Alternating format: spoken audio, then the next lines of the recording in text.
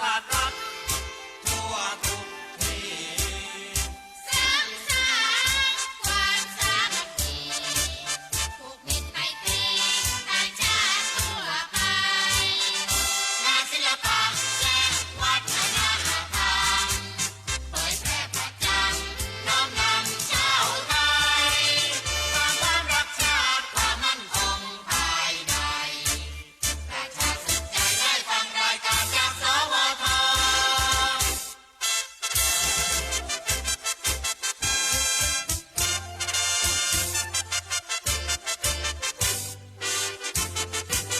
สถานีวิทยุกระจายเสียงแห่งประเทศไทยทำงานมั่นใจในด้านข่าวสารให้ความรู้ทั่วทุกด้านให้ความสำราญบันเทิงรื่นเริงใจเผยแพร่ผลงานรัฐบาลด้วยราชการทั้งไกลและไกล สร้างสรรค์ระบอบประชาธิปไตยให้ชาวไทยเข้าใจอันดีเทิดทูนชาติศาสนาพระมหากษัตริย์ประสานราชรัฐทั่วทุกที่สร้างสรรค์ความสามัคคีผูกมิตรไมตรีต่างชาติทั่วไป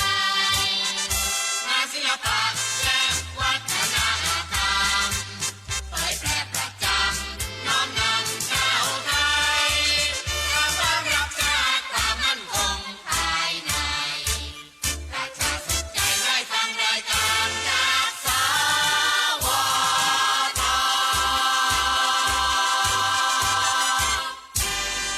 อรุณสวัสดิ์ค่ะท่านผู้ฟังที่นี่สถานีวิทยุกระจายเสียงแห่งประเทศไทยจังหวัดลำปางสถานีเพื่อบริการข้อมูลข่าวสารหน่วยงานภาครัฐและท้องถิ่นที่เชื่อถือได้ถูกต้องรวดเร็วพร้อมพัฒนาคุณภาพชีวิตประชาชนชาวลำปางให้ดีขึ้นอย่างยั่งยืน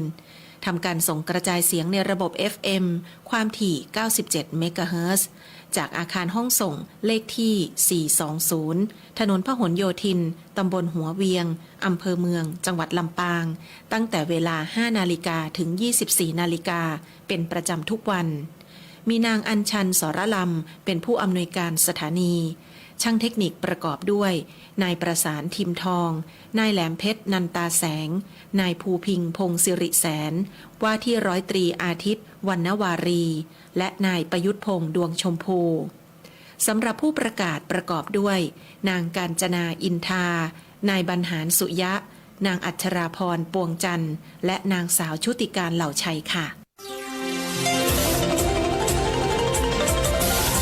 วิทยุแห่งประเทศไทย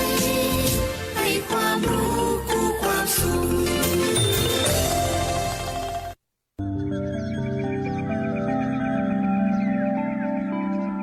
สถานีวิทยุกระจายเสียงแห่งประเทศไทยจังหวัดลำปาง FM 97 เมกะเฮิรตซ์ เสนอรายการธรรมะยามเช้า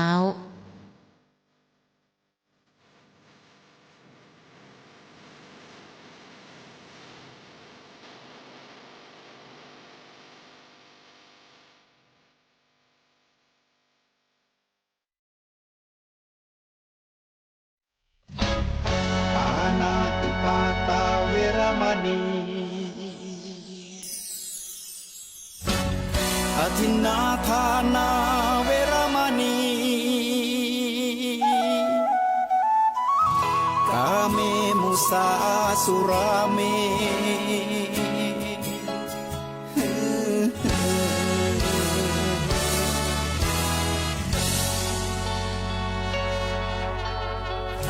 ศีลคือข้อห้ามธรรมคือข้อ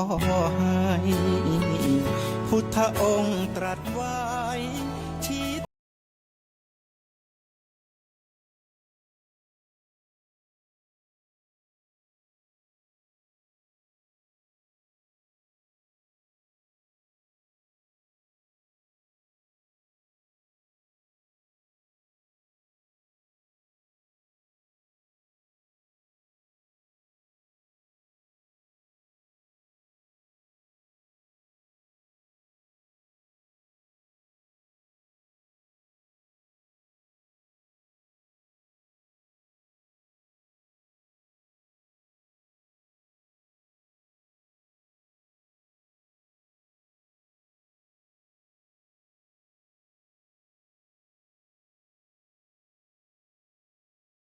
โยอุพันเตวิทิตวานะมัจเจมันตานะลิมปติตังปรุหุมิมหาปุริโสโสทะสิพพะนิมัจจขาติ ผู้ใดรู้ชัดซึ่งส่วนสุดทั้งสองด้านแล้วไม่ยึดติดในท่ามกลางด้วยมันตาเราเรียกผู้นั้นว่าเป็นมหาบุรุษผู้นั้นชื่อว่า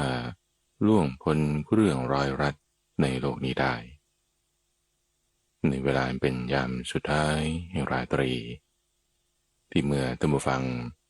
มีสติสัมปชัญญะรู้สึกตัวขึ้นแล้วเราก็มาฟังธรรมะกันฟังธรรมะคำสอนที่มีความงดงามในเบื้องต้นท่ามกลางและที่สุดในช่วงของจิตตวิเวกเรามาฝึกทำสมาธิกันสักประมาณ50 นาทีฝึกทำจิตให้มีความสงบฝึกทำจิตให้มีความวิเวกการจะให้จิตของเรามีความสงบวิเวกได้นั้นต้องเริ่มจากสติสติจะเป็นตัวนำพาจิตของเรา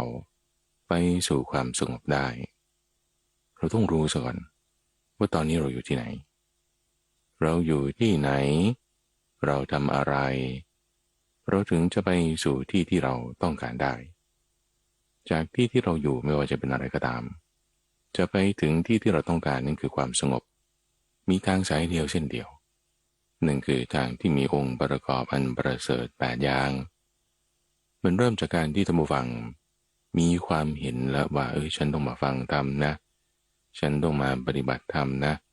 50 นาทีมันไม่ได้มากอะไรนะมันพอทำได้จะอยู่ในท่านั่งหรือท่ายืนหรือท่าเดินบางคนวิ่งอยู่ก็พอทำได้ไม่มีปัญหาเพราะว่าองค์ประกอบอันประเสริฐ8 อย่างนี้มันอยู่ในจิตใจของเรามันเริ่มจากทิฏฐิที่ถูกต้องแล้วให้ปรารภความเพียรความเพียรในที่นี้คือการทำจริงแน่วแน่จริงให้ใส่ใจให้ตั้งใจให้น้อมใจลงมาน้อมใจใส่ใจตั้งใจจดจ่อไว้นั่นแหละมันจะเกิดสติพอเราทำความเพียรใส่ใจจดจ่อจะเป็นสัมมาสติขึ้นมาทันทีมีสัมมาทิฏฐิแล้วก็จะมีสัมมาวายามะและสัมมาสติเกิดขึ้นมาเกิดขึ้นในขณะที่เรายังไม่มีสมาธินี่แหละเกิดขึ้นในขณะที่เราบางทีก็ยังฟุ้งซ่านคิดบ้าบอนั่นนี่โน่นได้นั่นแหละนิดหน่อยเหมือนจุดขาวๆบนท่ามกลางสีดำทั้งหมดมันจะมืดหมดเลยมันจะฟุ้งซ่านไปหมดเลยแต่ขอให้มีส่วนขาวๆสักหน่อยหนึ่งแค่นั้นพอมีส่วนขาวๆมีส่วนสว่างๆมีส่วนที่ประกอบด้วยสัมมาทิฏฐิ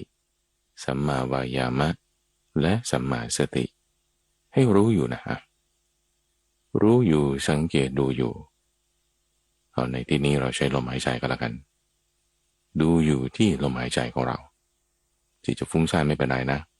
เพราะว่าคนที่ดูลมหายใจบางทีมันก็ฟุ้งซ่านได้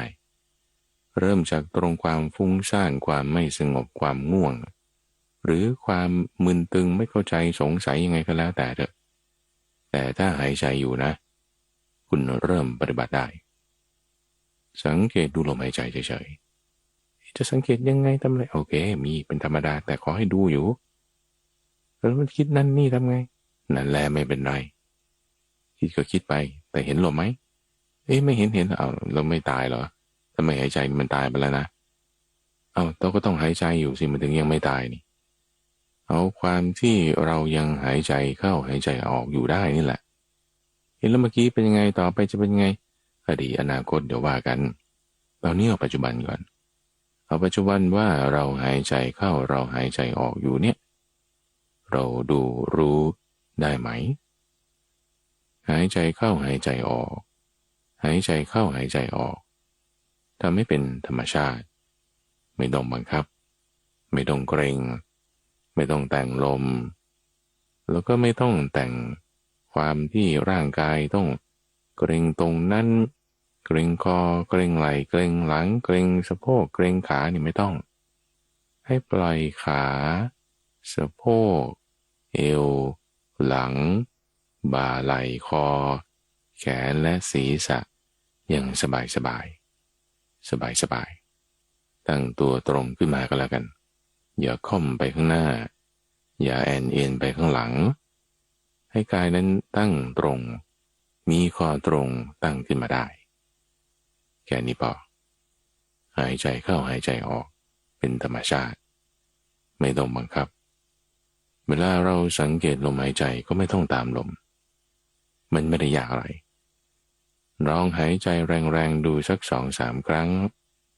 รับรู้ถึงสัมผัสได้นะที่ตำแหน่งไหนเอาจิตของเรามาจดจ่อใส่ใจกำหนดดูเพ่งเฉพาะจดจ่อระลึกถึงเพ่งดูอยู่ณที่ตำแหน่งนั้นแหละนี่เอามาหมดเลยนะจดจ่อไว้กำหนดไว้สังเกตดูไว้อย่าเกรงไม่ต้องเกรงคิ้วเกรงไหล่เกรงคอไม่ต้องพยายามบังคับลมหายใจอย่างเป็นธรรมชาติธรรมดาไม่ต้องแต่งให้มันเร็วมันช้าไม่ต้องตามลมเข้าลมออกแต่จดจ่ออยู่ณที่ตำแหน่งเดียวมันก็จะเป็นบริเวณที่เรารับรู้กลิ่นนี่แหละเจอกลิ่นหอมกลิ่นเหม็นกลิ่นดอกไม้กลิ่นขยะบริเวณนั่นแหละทีนี้สำหรับบางคนที่ลมหายใจมันแผ่วเบามากๆเลยร่างกายนี่มันปรับจนกระทั่งว่าแทบจะไม่รู้สึกถึงสัมผัสของลมหายใจเลยอย่างตัวข้าพเจ้านี่ในขณะที่พูดอยู่นี่ลมนี่มันไม่ได้ผ่านเข้าผ่านออกทางจมูกนะลมนี่มันผ่านออกทางปากถูกปะเพราะฉะนั้นสัมผัสของลมหายใจออกนี่มันจะไม่มีเลยเอาแล้วงั้นพระมหาไพบูลย์เอาจิตไปตั้งไว้ตรงไหนก็ตำแหน่งเดิมตำแหน่งเดิมที่เรารับรู้ถึงสัมผัสของลมนั่นแหละเอาจิตเราไว้ที่นั่นเหมือนเดิมในขณะที่เราตั้งสติไว้ดูฟังไม่ใช่ว่าเราจะมีสมาธิเลยในขณะที่เราตั้งสติไว้นั้นท่านผู้ฟังไม่ใช่ว่าจิตเรามันจะหยุดความฟุ้งซ่านเลยหรือไม่ง่วงเลยหรือจะไม่คิดนั่นนี่เลยมันไม่เป็นเพื่อนเปรียบไว้เหมือนกระดองเต่าที่เวลาเต่าเก็บอวัยวะของเขาเข้าในกระดองเนี่ยนะเพื่อป้องกันอันตรายมีภัยจากสัตว์ร้ายเช่นสุนัขจิ้งจอกเป็นต้นอยู่ดีๆเขาก็มาหาเรื่องนี่เอาไม่เป็นไรเก็บอวัยวะเข้าในกระดองแม้จะไปกัดสู้เขาก็ไม่ได้ไม่ใช่วิสัยของเต่าไม่ใช่วิสัยของคนที่สำรวมอินทรีย์ก็สำรวมอินทรีย์เลยเต่าก็เก็บอวัยวะเข้าในกระดองเลยจังหวะที่ทั้งขาหน้าขาหลังหางศีรษะของมันอยู่ในกระดองเนี่ยนะสุนัขจิ้งจอกอยู่ไหนมันก็วิ่งวนรอบทั่วนั่นแหละมันยังไม่ไปกระดองของเต่านี่เปรียบเหมือนสติของเราสติไม่ใช่ลมหายใจนะทุกฝั่งนะสติคือการระลึกได้อาการที่จิตของเราไม่ลืมคืออะไรไม่ลืมคือไม่หลงไม่เผลอไม่เผลอไม่หลงไม่ลืมก็คือมีสติไงคือจำได้นะระลึกได้จำได้ไม่เผลอไม่ลืมคือสติความหมายเดียวกันอยู่กับอะไรอยู่กับลมใครเป็นผู้ทำกิริยาคือการระลึกได้นี้จิตไงจิตลมมาอยู่ด้วยกันสติก็อยู่ตรงนั้นเลยมันก็จะเป็นลมจิตและสติอยู่ด้วยกันลมหายใจเข้าลมหายใจออกจิตของเรามาอยู่ลมสติก็อยู่ตรงนั้นทันทีระลึกถึงลมได้ไม่ลืมลมนั่นคือสติเปรียบเหมือนกับกระดองเต่ากระดองเต่าเปรียบเหมือนกับสติเต่านั้นตัวของมันนะอยู่ข้างในเปรียบเหมือนกับจิตของเราช่องทางที่อวัยวะของเต่ามันยื่นออกมา นั่นเปรียบเหมือนกับอายตนะทางตาหูจมูกลิ้นกายและใจที่จะเป็นช่องทางให้จิตนั้นออกไปรับรู้สิ่งที่เป็นรูปเสียงกลิ่นรสโผฏฐัพพะและธรรมารมณ์สุนัขจิ้งจอกที่อยู่ภายนอกคอยช่องจากเต่าอยู่ถ้าเต่าเผลอยื่นอวัยวะส่วนใดส่วนหนึ่งของมันออกมาสุนัขจิ้งจอกก็จะกัดอวัยวะตรงนั้นไม่กัดขาดนะแต่กัดแล้วพอมีกำลังดึงออกมาได้ก็จะดึงอวัยวะส่วนอื่นๆออกมาทั้งหมดเพื่อที่จะกินสุนัขจิ้งจอกนั้นเปรียบเหมือนกับมารมันจะคอยช่องอยู่จากเราอย่างไม่ขาดระยะมันไม่เอาช่องทางตาก็ทางหูไม่ทางหูก็ทางจมูกทางลิ้นทางกายหรือทางใจทางใดทางหนึ่งมันคอยช่องอยู่หมายถึงมันจะเอารสอาหารมาล่อผ่านทางลิ้นให้อะไรให้จิตของเราเนี่ยออกไปทางไหนทางหูจิตมันจะไปออกทางหูหารสอาหารได้ไงมันก็ออกทางลิ้นใช่ปะล่ะพอออกทางลิ้นปุ๊บเพลินปุ๊บนานแหละมันกัดก็แล้วมันได้ช่องแล้วกัดเสร็จปุ๊บเราเพลินต่อไปอีกใช่ปะเพลินต่อไปตามรสอาหารที่มันเอามาล่อยั่วยวนโอ้ยอร่อยจังเลยอันนี้ก็อยากกินนั่นก็นั่นมันดึงออกแล้วที่ของเราเนี่ยจะถูกดึงออกไปสุนัขจิ้งจอกกัดตรงขาเต่าแล้วดึงออกมันก็ดึงไส้ออกดึงกระดูกออกดึงส่วนที่เป็นตับไตออกมาโอ้ยจิตเรามันก็เวอะหวาหมดแล้วก็จะเวอะหวะชุ่มแฉะเปียกไปด้วยกิเลสก็ซึมก็มากิเลสก็ท่วมทับซัดเจ้าจิตของเราให้ไปตามกระแสแล้วคราวนี้พอถูกดึงออกไปทางลิ้นกระแสเขาว่ายังไงก็ตามเข้าไปเลยการพูดการคิดและการกระทำก็จะถูกปรุงแต่งไปในทางที่กิเลสนั้นดึงไปพาไปนั่นคือถูกสัตว์ไปแล้วภาษานั้นมากระทบตัวตัณหาเป็นตัวสัตว์ไปทำให้จิตของเรานั้นมันอยู่ไม่เป็นสุขในขณะที่ถ้าตรงกันข้ามนะเต่าเนี่ยนะเขาไม่เผลอไม่ยื่นขาออกไปนอกเขตกระดองของเขาใช่ปะรักษาอยู่มารก็วิ่งอยู่ก็เหมือนเราไม่ลืมลมตั้งรักษาจิตของเราจดจ่อไว้สังเกตดูอยู่กับลมหายใจแน่นอนว่าเสียงมันมีแหล่งกำเนิดหูเรามีอยู่เนี่ยเราจะได้ยินเสียงแน่นอนว่าถ้ามีแหล่งกำเนิดกลิ่นเช่นรถขยะดอกไม้หรืออาหารที่มันอยู่ไม่ไกลข้างบ้านทำกับข้าวอยู่อย่างนี้มีกลิ่นมาเราก็ได้กลิ่นนะหรือตอนเนี้ยถ้ามันอากาศร้อนมีลมร้อนผ่านมา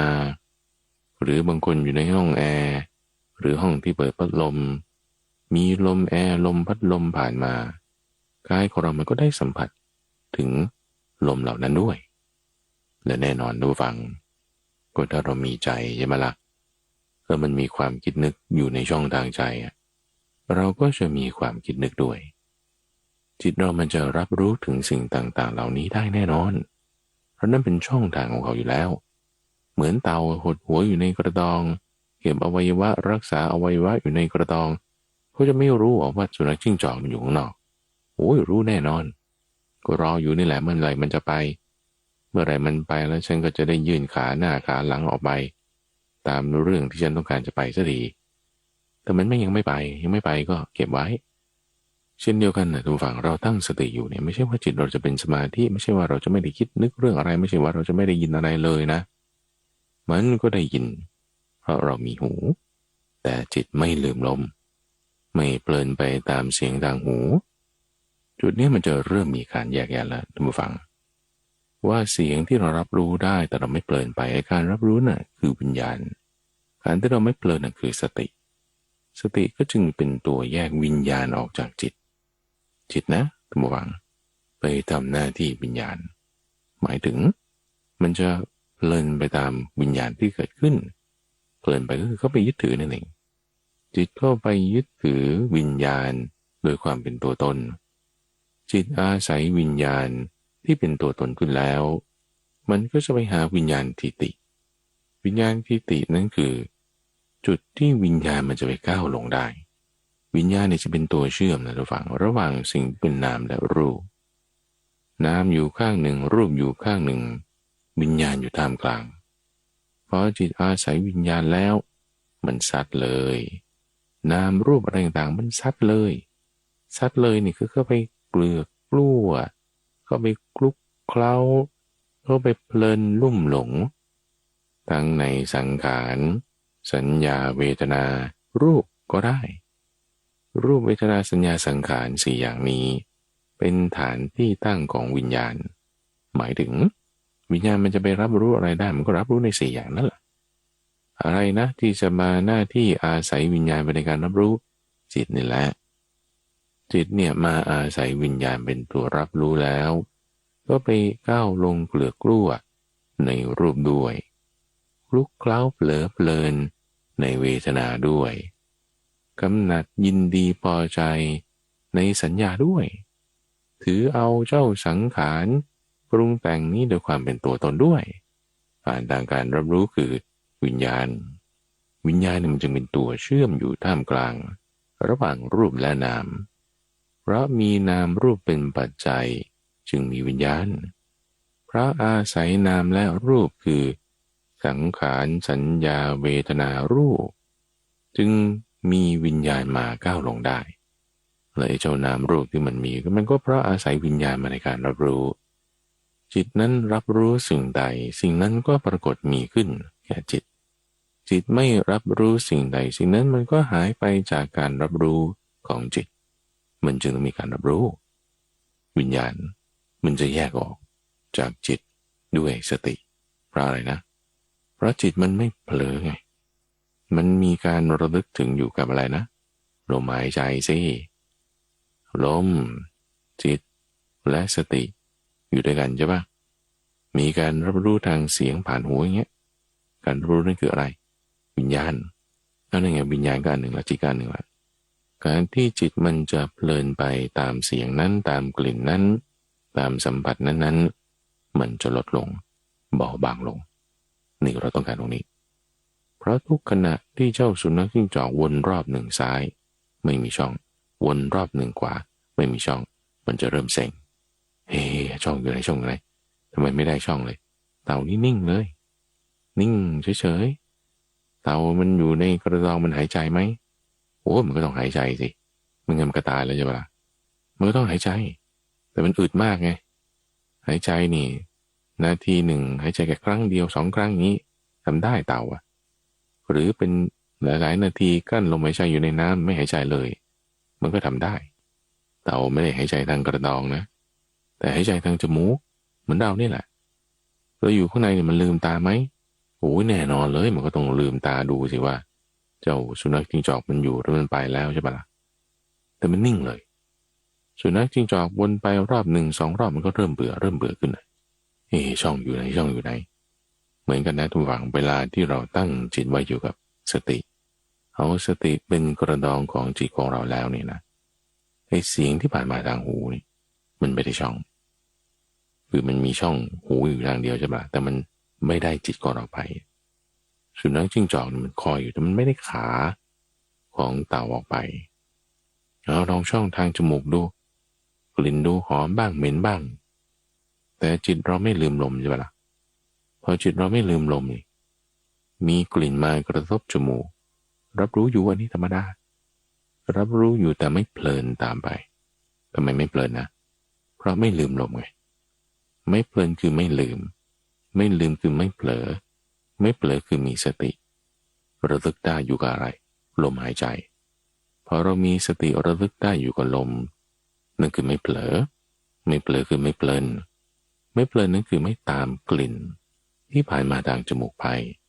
รับรู้อยู่ไหมมันแน่นอนวิญญาณก็อันหนึ่งไงการรับรู้เนี่ยคือวิญญาณจิตที่ไปรับรู้วิญญาณก็อีกอันหนึ่งไงมันคนละอย่างกันมันจะเริ่มแยกออกจากกัน สตินี่จะเป็นตัวแยกแยะแค่เพียงเราสังเกตลมแค่เพียงเราดูลมดูนะสังเกตนะดูสังเกตนี่คือไม่ลืมไม่เผลอใช่ไหมล่ะสังเกตแล้วมันก็จะทำให้เกิดการแยกแยะออกแยกแยะออกระหว่างจิตและวิญญาณสังเกตตรงนี้มันไม่ยากหรือเวลาความคิดนึกด้วยก็ได้ความคิดนึกเป็นธรรมารมณ์อย่างหนึ่งผ่านมาทางใจเราจะคิดนึกถึงเรื่องอดีตเราก็คิดอยู่ในปัจจุบันเราจะคิดนึกถึงเรื่องอนาคตพรุ่งนี้จะทำอะไรจะไปไหนนั่นนี่เราก็คิดอยู่ตอนนี้ตัวเปล่าสมมติถ้าตอนนี้เราไม่ได้คิดเรื่องอนาคตเราก็ไม่มีความคิดเรื่องอนาคตไงหรือถ้าเราจะคิดเรื่องอดีตตอนนี้เราก็คิดตอนนี้ไงถูกปะล่ะเราจะคิดเรื่องอดีตคิดเรื่องอนาคตเราก็คิดในปัจจุบันนี่แหละความคิดมีเกิดขึ้นผ่านทางไหนมันก็ต้องช่องทางใจใช่ไหมล่ะเพราะมันเป็นนามนี่ความคิดนึกเนี่ยเป็นนามมีความคิดนึกเกิดขึ้นนี่เรารับรู้ได้ไหมเราก็ต้องรับรู้ได้สิเพราะไม่งั้นเราจะรู้ได้เรามีความคิดใช่ไหมล่ะเรารับรู้ได้ความคิดนั่นก็เป็นวิญญาณเนี่ยมีการรับรู้มีการรู้แจ้งวิญญาณอะไรตัวนี้มโนวิญญาณไงจะมีการรับรู้ทางใจนั้นเป็นมโนวิญญาณแต่มีการรับรู้ทางหูนั้นเป็นโสตวิญญาณ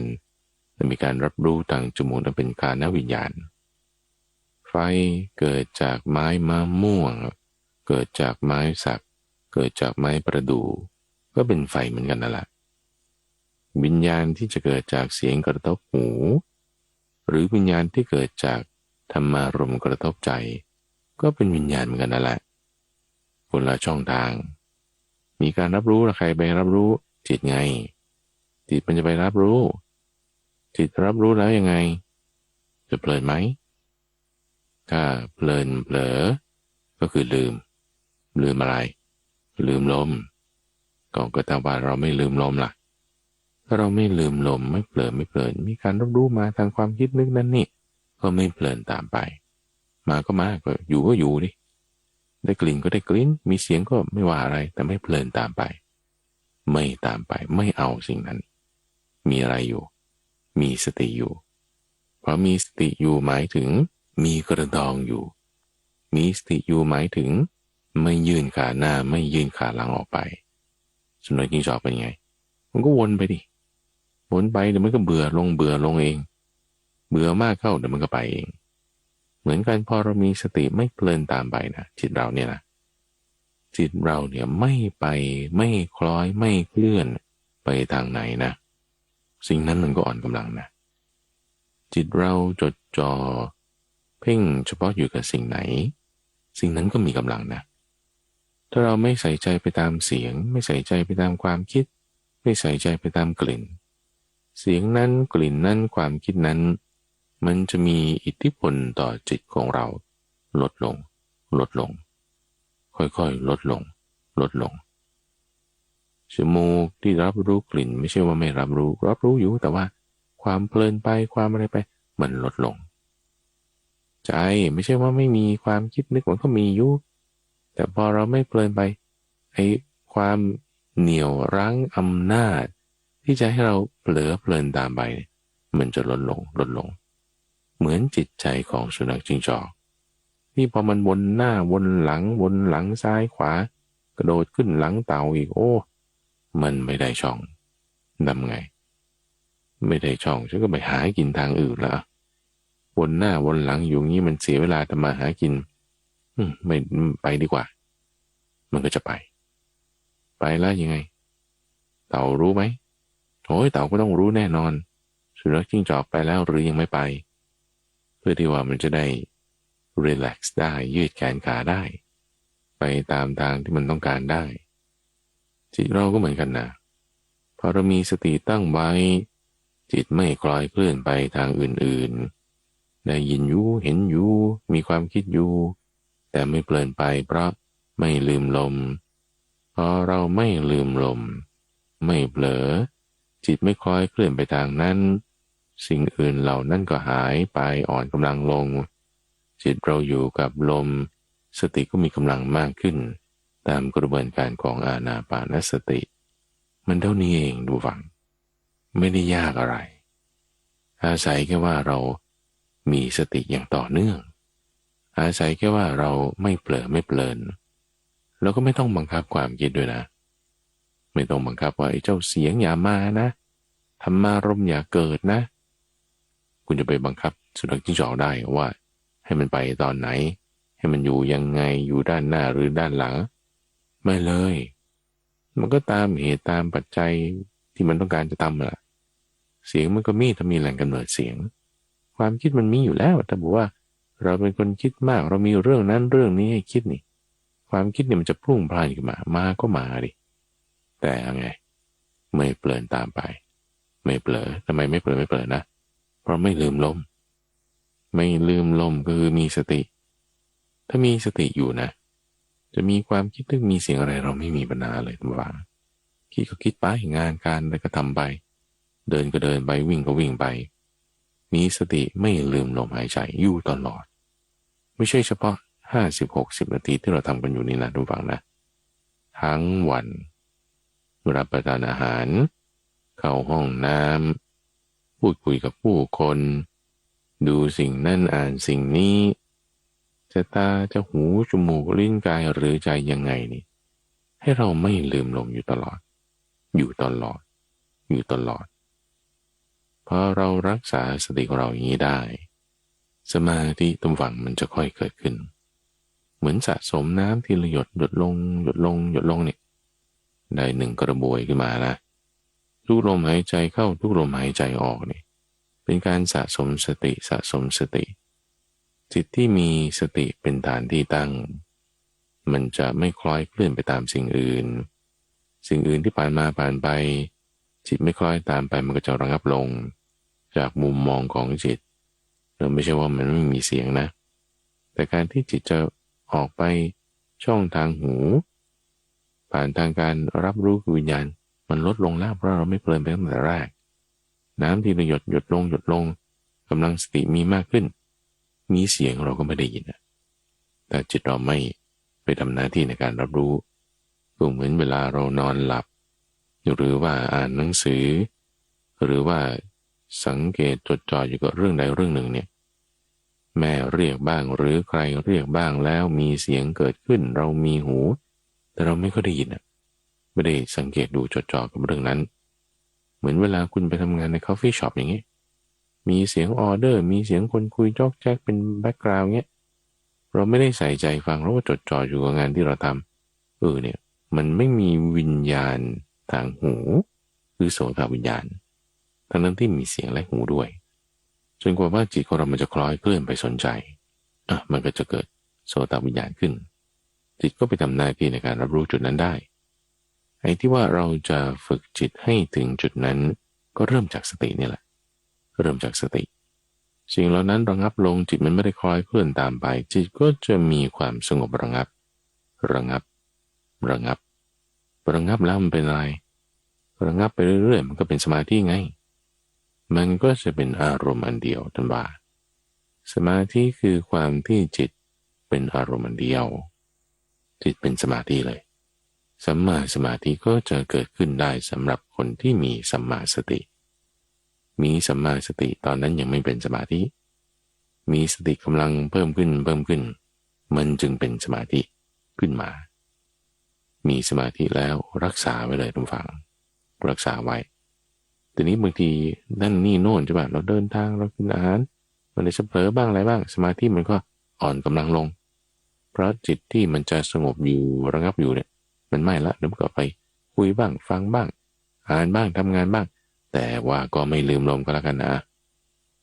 ถ้าไม่ลืมลมมีสติอยู่เนี่ยสมาธิกำลังน้อยกำลังมากเนี่ยมันรักษาได้ให้เรารักษาจิตที่เป็นสมาธิด้วยสติให้อยู่กับลมนี้ไว้ให้ดีให้ได้ตลอดทั้งวันไม่ว่าจะจบรายการนี้ไปแล้วฟังตอนเช้าหรือตอนเย็นตอนออกกำลังกายหรือตอนกินอาหารไม่ลืมลมโอเคพอเราไม่ลืมลมเราสังเกตดูทุกฝั่งให้เราสังเกตดูฝั่งเราจะดูอะไรอีกมันก็ดูลมอยู่เนี่ยดูสินอกจากดูลมแล้วมีสมาธิใช่ปะให้สังเกตดู สังเกตดูสิ่งต่างๆที่อยู่รอบตัวเราจิตของเราเป็นสมาธินะก็สังเกตดูสมาธิมันนี่แหละสังเกตดูสมาธิด้วยจิตที่ก็เป็นสมาธินี่แหละสังเกตดูดูแล้วจะเห็นอะไรดูลงก็เห็นนิ่งๆแหละนิ่งๆไม่มีอะไรธรรมะมาใกล้กลัวก็แล้วกันนะขอบทแห่งธรรมะในติสสะเมตยปัญหาเป็นปัญหาที่พระพุทธเจ้าให้เหล่าภิกษุนั้นใคร่ครวญเวลาจิตของเราเป็นสมาธิแล้วนะทุกฝังเราสามารถเอาสมาธิเนี่ยไปใช้ประโยชน์ได้หลายอย่างไม่ว่าจะเรื่องการทำข้อสอบการคิดงานบางคนมีปัญหาเรื่องการออกแบบเป็นความท้าทายเนี่ยจะแก้ปัญหานี้ยังไงหยุดงานแป๊บหนึ่งสังเกตดูลมสัก2 นาทีทำจิตให้สงบสัก5 นาทีแล้วก็มาสังเกตดูปัญหาใช้สมาธิสังเกตดูสิ่งต่างๆในการทำข้อสอบในการแก้ปัญหาในการคิดคอนเทนต์ในการที่จะผลิตสิ่งใดๆขึ้นมาหรือตั้งใจทำงานอย่างใดอย่างหนึ่งเนี่ยเราชาร์จพลังด้วยการทำจิตให้เป็นสมาธิแล้วเอาสมาธินั้นไปทำงานใช่ปะเอาจดจ่อไว้อยู่กับเรื่องใดด้วยกำลังสมาธินี่มันจะทำให้เกิดความเข้าใจในเรื่องนั้นกระจ่างแจ้งขึ้นมาได้ไม่ว่าจะเรื่องความจำก็จะดีด้วยคือความจำเนี่ยมันเป็น2 ส่วนที่มันเก็บข้อมูลลงไปแล้วก็ส่วนที่มันดึงออกมาถ้าในขณะที่เรามีสมาธิตอนเก็บข้อมูลมีสมาธิในตอนดึงออกมานี่แหละมันจะช่วยให้มีความจำดีขึ้นเรียนหนังสือเก่งขึ้นในขณะที่จิตเราเป็นสมาธิในความเข้าใจในปัญหาหรือทักษะอันใดอันหนึ่งมันก็จะดีขึ้นในที่นี้เราใช้กำลังสมาธินี่มาในการทำจิตให้เกิดปัญญาทำสมาธิไม่ใช่เอาสมาธินะทุกฝังไม่ใช่จะมาหาความสุขในสมาธิแต่ทำสมาธินั้นเพื่อให้เกิดปัญญาจิตจะให้มีปัญญาได้นะยังไงมันก็ต้องมีสมาธิบางคนจะบอกฉันสร้างปัญญาเลยโดยที่ไม่ต้องมีสมาธิไม่จริงคือยังไงมันต้องมีสมาธิมาด้วยอยู่ในปัญญานั้นอยู่แล้วไงอยู่ที่ว่าคุณจะทำเป็นรูปแบบไหมคุณจะทำมากหรือทำน้อยก็แค่นั้นเองบางครูบาอาจารย์ก็เน้นสมาธิมากเพื่อให้เกิดปัญญาบางครูบาอาจารย์ก็เน้นปัญญาให้มากยังไงมันก็ต้องมีสมาธิมาเป็นพื้นฐานเพราะว่าเวลาที่เราพยายามจะจดจ่อเพ่งให้เห็นความไม่เที่ยงบ้างสังเกตดูบ้างอะไรบ้างเนี่ยสมาธิมันอัตโนมัติเนี่ยทุกฝังเหมือนศีลก็เป็นอัตโนมัติเป็นความปกติถ้าเรามีทิฏฐิที่ถูกต้องมีความเชื่อที่ถูกต้องมีศรัทธาแล้วศีลมันก็มาเป็นอัตโนมัติพอเรามีสติแล้วจดจ่ออยู่กับเรื่องใดสมาธิมันก็มาโดยอัตโนมัติจุดนั้นที่มีสติเราจดจ่ออยู่ปัญญาก็อยู่นั้นอัตโนมัติทีนี้ที่เราทำผ่านมาเนี่ยมันเป็นรูปแบบเป็นลักษณะแบบ formal เป็นทางการนิดนึงให้เราบอกว่าได้ตั้งสติขึ้นแล้วทำจิตให้สงบเป็นอารมณ์เดียวเป็นสมาธิ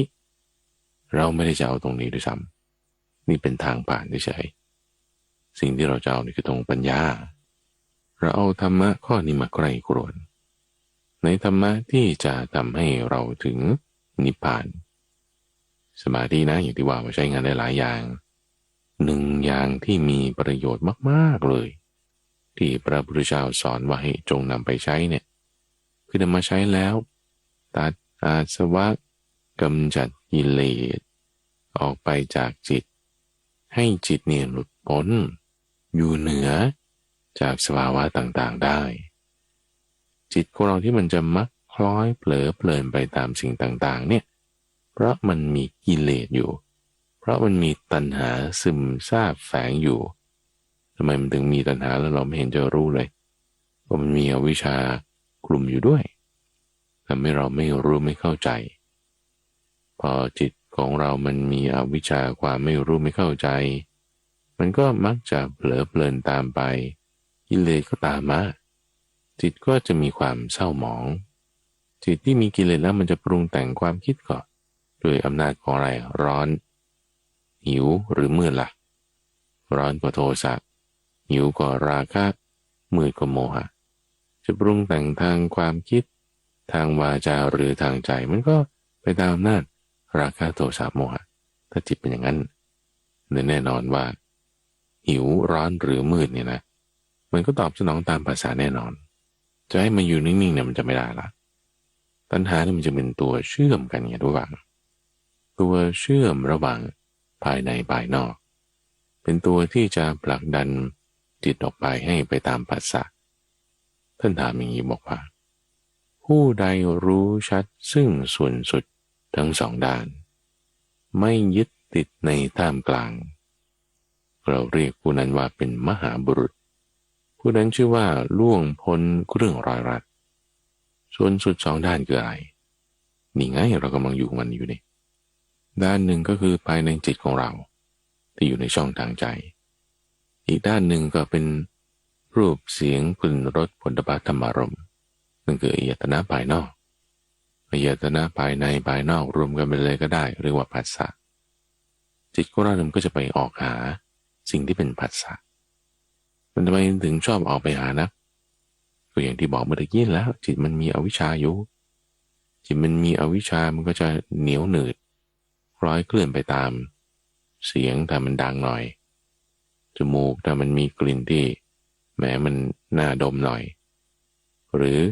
โผฏฐัพพะความคิดนึกอะไรที่มันอยากจะคิดมันก็ไปจิตที่ตามไปนั้นน่ะเพราะว่ามันมีตัณหาอยู่มันจะคล้อยเคลื่อนตามไปเป็นธรรมชาติของเขาใช่ไหมในที่นี้เราทวนกระแสด้วยการตั้งสติขึ้นอยู่กับลมจิตคุณอย่าไปหมายถึงคุณอย่าเผลอพอจิตไม่เผลอมันมีการรับรู้เฉยๆมันจะแยกกันออกใช่ไหมในขณะนั้นเนี่ยจิตของเรามันก็ไม่มีอวิชชาไงอวิชชามันไม่เกิดมันแฝงอยู่มันมองไม่เห็นเฉพาะส่วนที่เห็นเหมือนแผ่นกระดาษทั้งหมดเนี่ยเป็นสีดำอย่างเงี้ยแล้วมันมีส่วนขาวๆอยู่หน่อยหนึ่งตรงกลางนี้เราจดจ่อมองอยู่ตรงขาวๆมันก็ขาวไงตรงอื่นๆดำเนี่ยเราไม่ได้ไปสนใจส่วนที่จิตเราสนใจอยู่มีความรู้อยู่อวิชชามันก็ไม่เกิดพออวิชชาไม่เกิดความเผลอเพลินไม่มีจิตมันก็ไม่คล้อยเคลื่อนตามสิ่งต่างๆไปถามมาทำอย่างเงี้ยได้เพราะอะไรเพราะตั้งสติขึ้นนั่นแหละทุกฝังนั่นคือมันตาจิตของเราไม่คล้อยเคลื่อนไปทางอื่นไม่ยึดติดในท่ามกลางด้วยสติด้วยปัญญามันเกิดตรงนั้นเลยเพราะว่าการที่เราจะตัดสิ่งใดได้ไม่ตามไปในสิ่งใดได้นั้นต้องมีปัญญาแล้วส่วนสุดที่จะให้จิตไปยึดถือ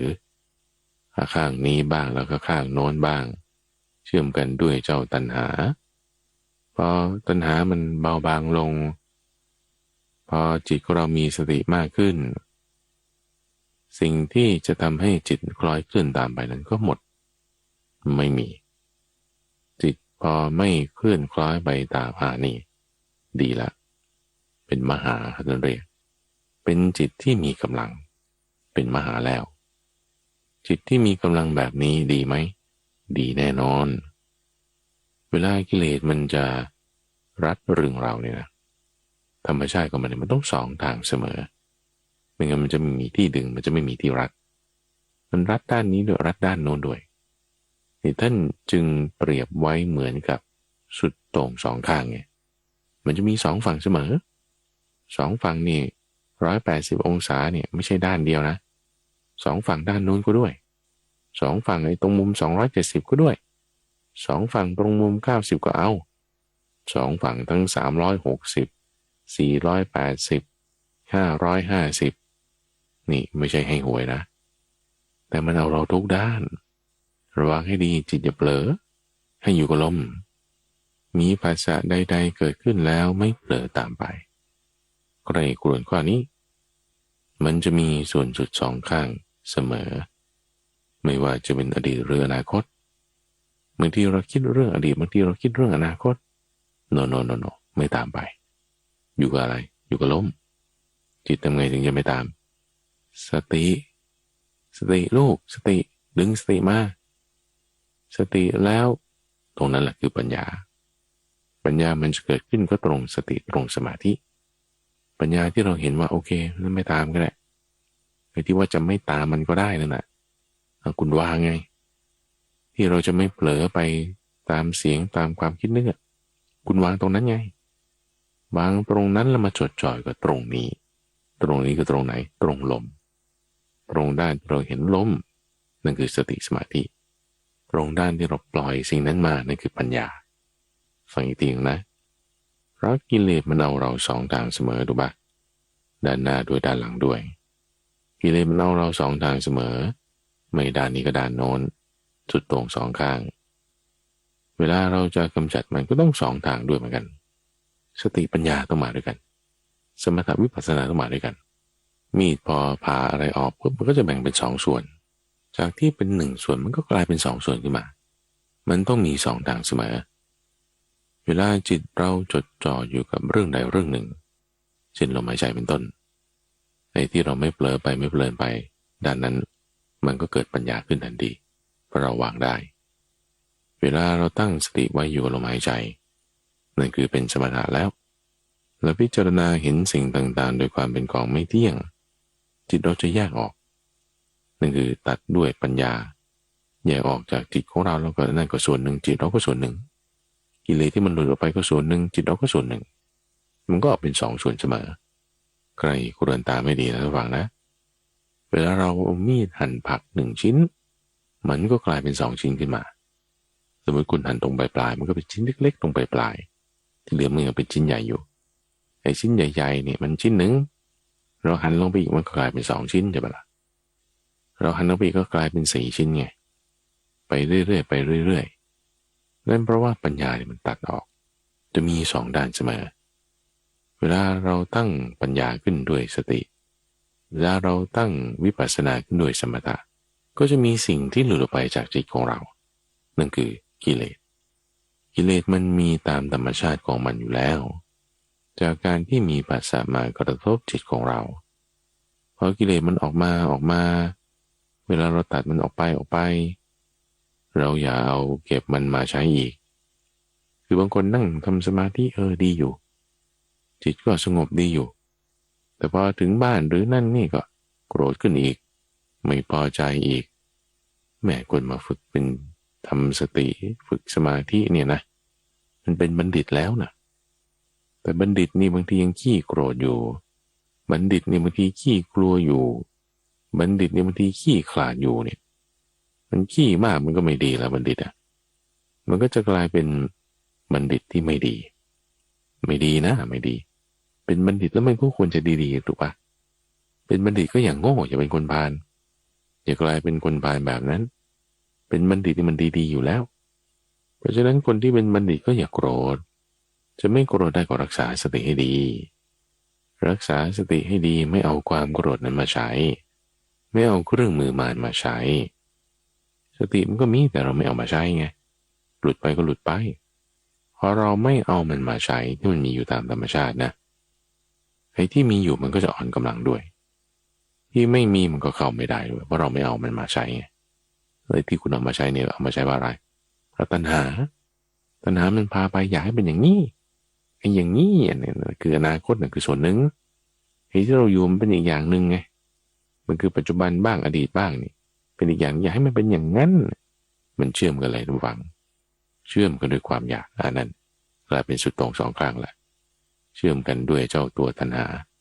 ตาดอกด้วยปัญญาอย่าให้มีความอยากที่จะเล็งให้มันแม่นได้นะต้องมีสตินะสติเป็นการเล็งเป็นการที่แม่นย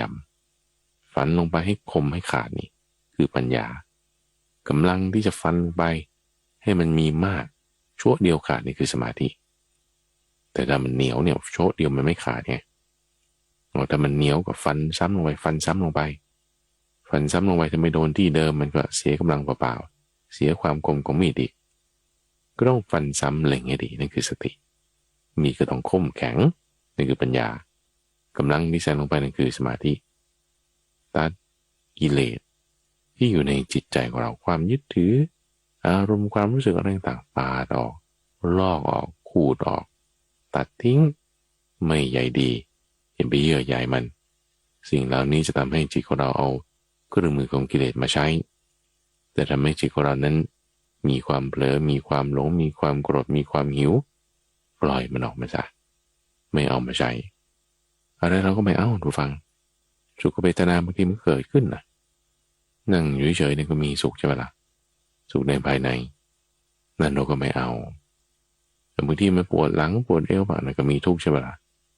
ทุกข์นั่นเราก็ไม่เอาสุขเวทนาก็ไม่เอาทุกขเวทนาก็อย่าเอาที่ถ้าจะไปยึดถือหรือกลัวเผลอเพลินไม่เพลินไปสุขทุกข์มีเป็นธรรมดาบางทีมันก็ไม่ได้จะบอกได้ด้วยว่ามันเป็นทุกข์หรือมันเป็นสุขก็เรียกว่าทุกขมสุขเวทนาสิ่งเหล่านี้จะเป็นตัวที่ให้จิตของเราไปยึดถือทั้งหมดพอเรากำหนดรู้แล้วว่าจิตเรามันจะไปยึดถือสิ่งนั้นได้ไม่ไปด้วยอะไรกำลังสติกำลังปัญญาส่วนสุดข้างในเราก็ไม่เอา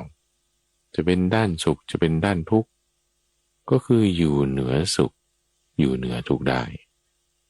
ส่วนที่เป็นนามรูปเนี่ยก็คือตาหูจมูกลิ้นกายรูปเสียงกลิ่นรสโผฏฐัพพะส่วนที่เป็นนามคือธรรมารมณ์ทั้งหลายจะเป็นความรู้สึกเป็นการรับรู้เป็นการหมายรู้เป็นความคิดนึกคิดชนิดที่มีเสียงไม่มีเสียงมีภาพไม่มีภาพนั่นคือธรรมารมณ์ธรรมารมณ์อยู่ในช่องทางใจนั่นก็ข้างหนึ่งก็ไม่เอานามไม่เอารูปแม้แต่เจ้าวิญญาณที่เกิดขึ้นเพราะการรับรู้นี่เราก็ไม่เอาเพราะอะไรนะเพราะสิ่งเหล่านี้นี่มันมีการเกิดขึ้นมีการดับไปเป็นธรรมดามันทำให้เรากลายเป็นตัวตนได้เป็นตัวตนคือเป็นสักกายะขึ้นมาเป็นตัวตนขึ้นมาเพราะว่าถ้าจิตเราไปเกลือกลัวนั่นก็คือมีตัณหาไงเราดับความอยากเราดับตัณหาที่มันแฝงลึกอยู่ด้วยอวิชชายึดติดกันมาอยู่นี่อยู่ในจิตของเรานี่พอเราไม่ใช้มันบ่อยๆไม่ใช้มันอยู่เรื่อยมันก็อ่อนลงสิ่งภายนอกก็เหมือนกันใช่ไหมที่พูดมาสักครู่เสียงพอเราไม่เข้าไปหามันก็อ่อนลง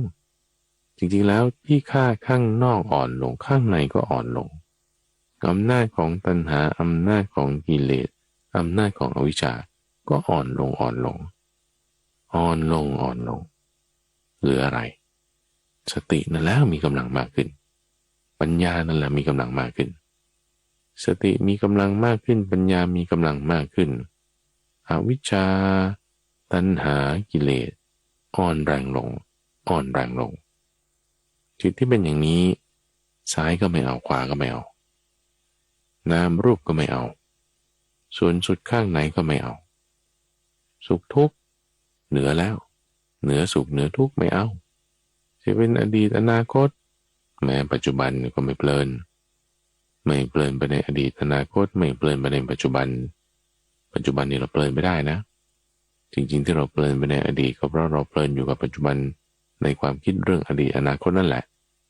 ปัจจุบันเพลินได้แต่เรามีปัญญาแล้วเราไม่เพลินไปกับผัสสะต่างๆที่มากระทบผัสสะนั่นก็เป็นปัจจุบันนี่แหละ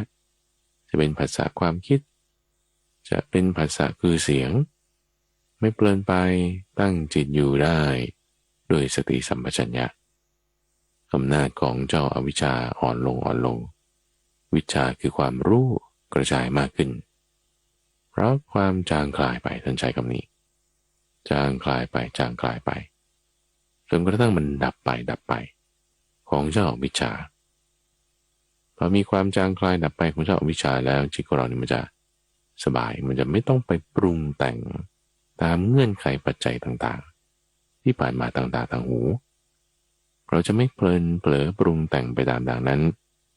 พอเราไม่ปรุงแต่งไปตามการที่เราจะไปยึดถือรับรู้ในสิ่งที่เป็นนามรูปที่อาศัยวิญญาณเนี่ยสุดโต่งสองข้างเนี่ยเราไม่ไปเลยท่ามกลางเราก็ไม่เอาพอจิตเรามันไม่ไปรับรู้สิ่งที่เป็นนามรูปมันจะไปอาศัยช่องทางอะไรผัสสะสลายตนะพวกนี้ไม่มีพอจิตของเรามันไม่ไปออกไปตามผัสสะสลายตนะ เวทนาที่เป็นสุขก็ตามเวทนาที่เป็นทุกข์ก็ตามมันก็เกิดขึ้นไม่ได้มันก็จะดับไปจากการรับรู้ของจิตนะจิตก็ไม่ไปรับรู้ไปในสิ่งนั้นคืออยู่เหนือแล้วอยู่เหนือสุขอยู่เหนือทุกข์แล้วพอเหนือสุขเหนือทุกข์แล้วจะเอาอะไรมายึดความทะยานอยากคือตัณหาความยึดถือคืออุปาทานมันก็หายไปจางคลายไปดับไปเพราะความยึดถือไม่มีความเป็นสภาวะที่จิตจะเข้าไปถือเอาโดยความเป็นตัวตนความเป็นสภาวะนั้นพบนั้นมันก็หายไปดับไปพอจิตมันไม่มีที่จะให้เอาอะไรเป็นสภาวะการก้าวลงการเกิดขึ้นมันจะไม่มีพอจิตไม่มีการเกิดความดับไปมันจะมีได้ไงสิ่งที่ไม่เกิดมันก็ไม่ดับสิเพราะว่าถ้าสิ่งที่จะดับได้มันต้องเกิดสิ่งที่จะแก่จะตายจะเปลี่ยนแปลงได้มันต้องมีมาก่อนพอมีการเกิดปรากฏมีการตั้งอยู่ปรากฏมีภาวะอย่างอื่นปรากฏมันก็มีความตายปรากฏขึ้นได้แต่ถ้าไม่มีการเกิดปรากฏไม่มีการปรุงแต่งเปลี่ยนแปลงอย่างใดๆปรากฏความตายมันจะปรากฏได้ยังไงมันก็ไม่ปรากฏตายคืออะไรตายคือมัตตะแปลว่าตายก็ไม่ตายคืออมตะไงจิตเราจะเข้าสู่ความเป็นอมตะคือไม่ตายเพราะอะไรนะเพราะไม่เกิดทำไมไม่เกิดนะ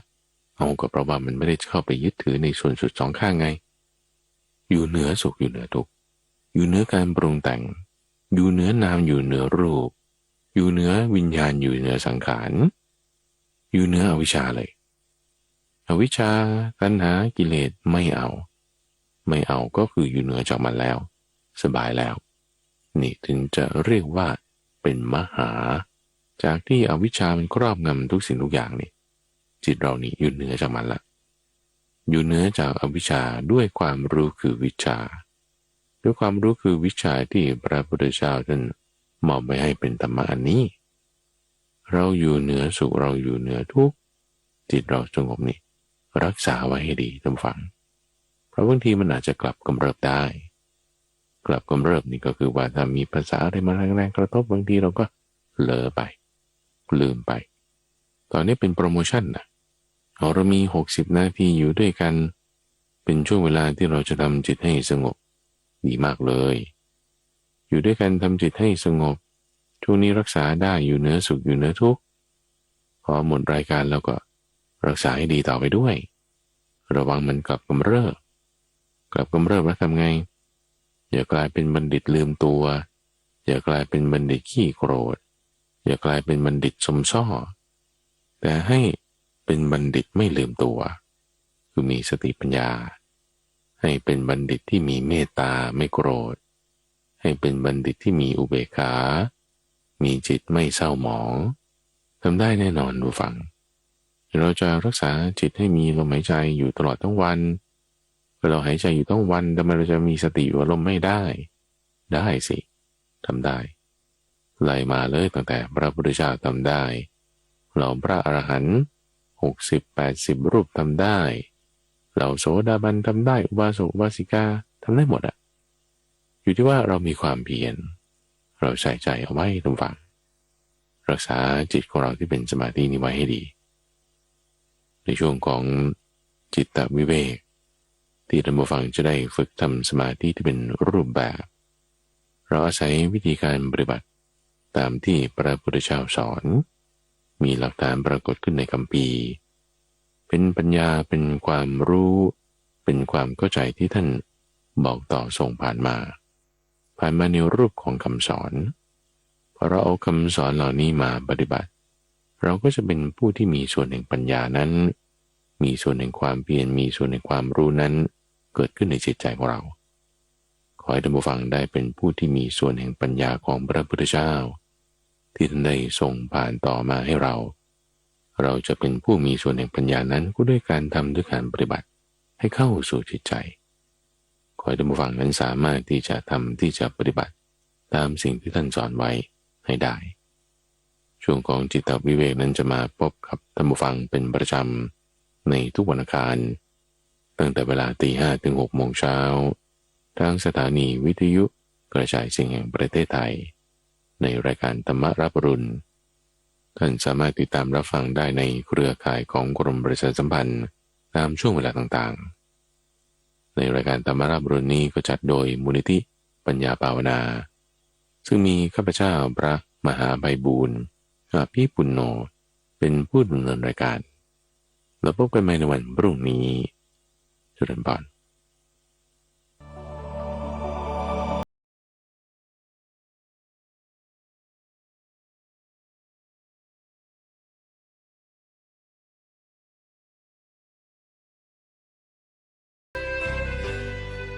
ติดตามรับฟังรายการ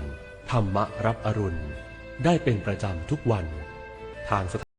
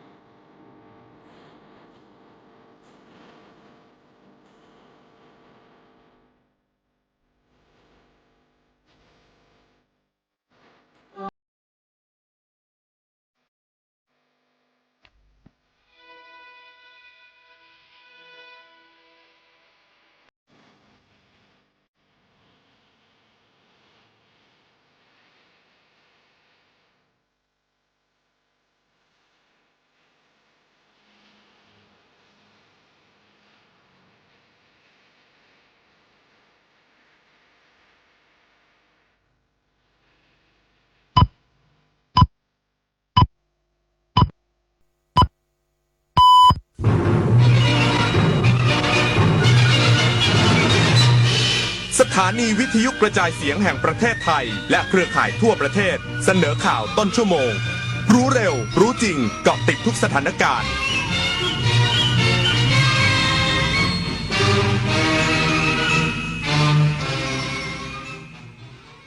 รับฟังข่าวต้นชั่วโมง 6 นาฬิกากับพฤทธิ์แก้วพิบูลครับกระทรวงการท่องเที่ยวและกีฬามั่นใจไทยปลอดเชื้อไวรัสนิปาย้ำมาตรการคัดกรองเข้มงวดทุกสนามบินอีกสักครู่กลับมาติดตามรายละเอียดครับ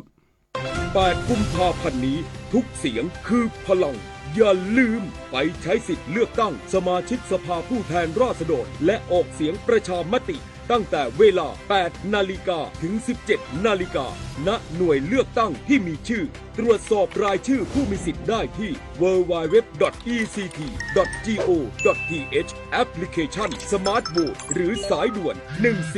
1444 สร้างสรรค์ประเทศไทยพร้อมใจไปเลือกตั้ง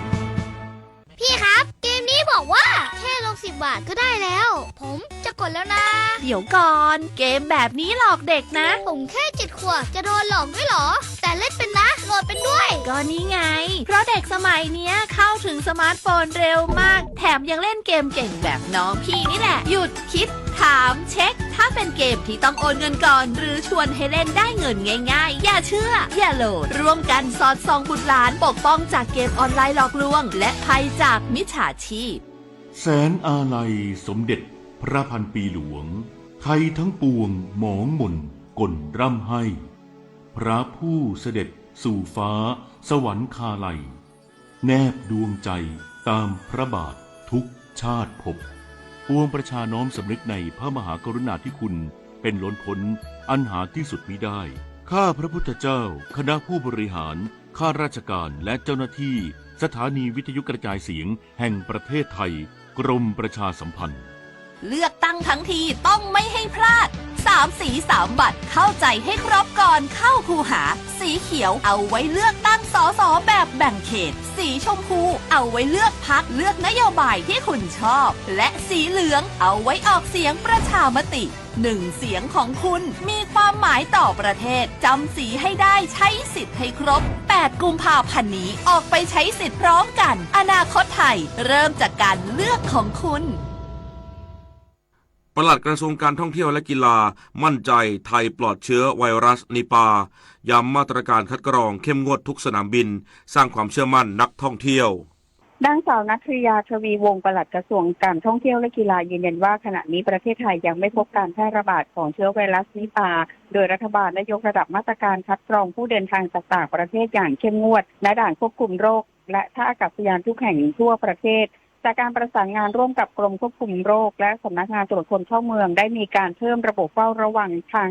ระบาดวิทยาทั้งการตรวจวัดอุณหภูมิซักประวัติการเดินทางและเตรียมระบบแยกกักตัวตามมาตรฐานสากลทันทีหากพบผู้ต้องสงสัยทางกระทรวงขอให้ความเชื่อมั่นแก่นักท่องเที่ยวและประชาชนว่าระบบสาธารณสุขของไทยมีมาตรฐานสูงและมีความพร้อมในการป้องกันโรคอย่างเต็มที่พร้อมขอความร่วมมือประชาชนรับฟังข้อมูลจากทางราชการและหากพบอาการผิดปกติหลังเดินทางกลับจากพื้นที่เสี่ยงให้รีบพบแพทย์และแจ้งประวัติการเดินทางทันทีเพื่อความปลอดภัยของส่วนรวมนพศรแก้วคำรายงานรัฐบาลคุมเข้มโรงงานปล่อยมลพิษทางอากาศและฝุ่น PM 2.5 พร้อมบังคับใช้กฎหมายควบคุมแหล่งกำเนิดฝุ่นในพื้นที่กรุงเทพมหานครนายสุรินทร์ วรกิจธำรงอธิบดีกรมควบคุมมลพิษเปิดเผยว่ารัฐบาลได้มอบหมายหน่วยงานที่เกี่ยวข้องดำเนินมาตรการป้องกันควบคุมและติดตามแหล่งกำเนิดฝุ่น PM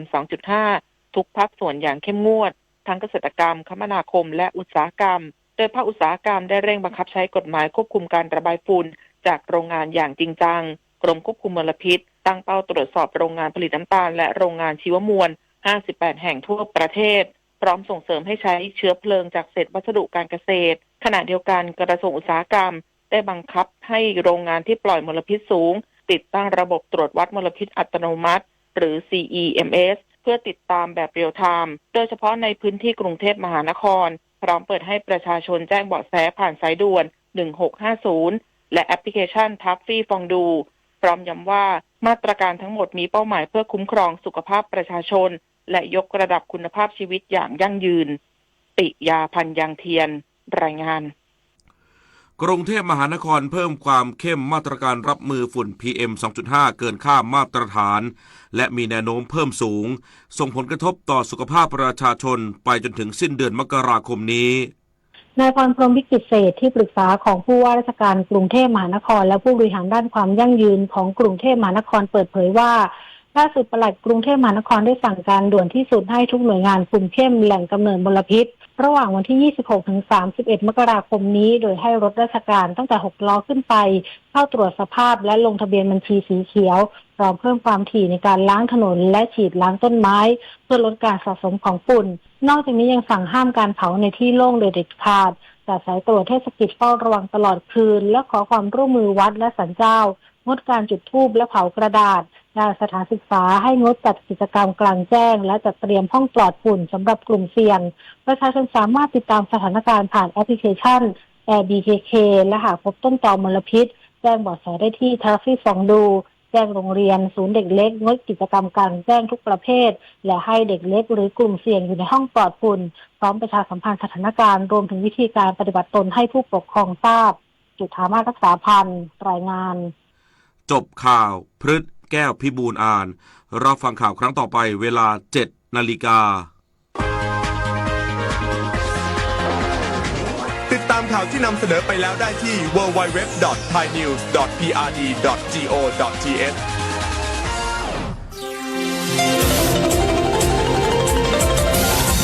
วิทยุแห่งประเทศไทยให้ความรู้คู่ความสุขคุณกำลังฟังสถานีวิทยุกระจายเสียงแห่งประเทศไทยจังหวัดลำปาง FM 97 เมกะเฮิรตซ์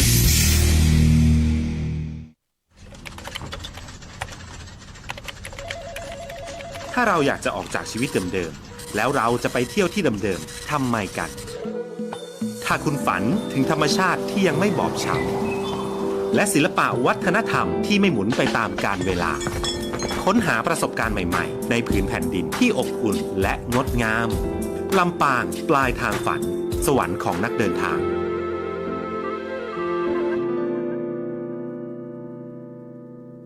สำนักงานคปภ.มีภารกิจหลักในการกำกับดูแลเพื่อธุรกิจประกันภัยดำเนินไปอย่างถูกต้องตามหลักธรรมาภิบาลส่งเสริมให้ประชาชนเข้าถึงระบบประกันภัยได้ในทุกมิติคุ้มครองสิทธิผู้ยากประกันภัยเพื่อได้รับความเป็นธรรมอย่างแท้จริงพร้อมอยู่เคียงข้างผู้คนในทุกช่วงเวลาของชีวิตทุกเรื่องประกันภัยโทรสายด่วนคปภ. 1186เว็บไซต์ oic.or.th Line Official @oicconnect และสำนักงานคปภ.จังหวัดทั่วประเทศคปภ.คุ้มครองผู้ทำประกันภัยคุ้มครองคุณสำนักงานขนส่งจังหวัดลำปางขอเชิญร่วมประมูลทะเบียนรถเลขสวย301หมายเลขกับป้ายประมูลกราฟิกโฉมใหม่สีฟ้าสดใสหมวดอักษรกอไก่สฤษีเกษมทรัพย์ทวีบารมีโชคลาภโดยการประมูล2ช่องทางประมูลทางวาจาณสโมสรนครลำปางใกล้สวนสาธารณะเขลางนครและผ่านระบบอินเทอร์เน็ตเว็บไซต์ www.ทะเบียนรถ .com ปิดประมูลในวันเสาร์ที่ 28 มีนาคม 2569 ตั้งแต่เวลา 9 นาฬิกาเป็นต้นไป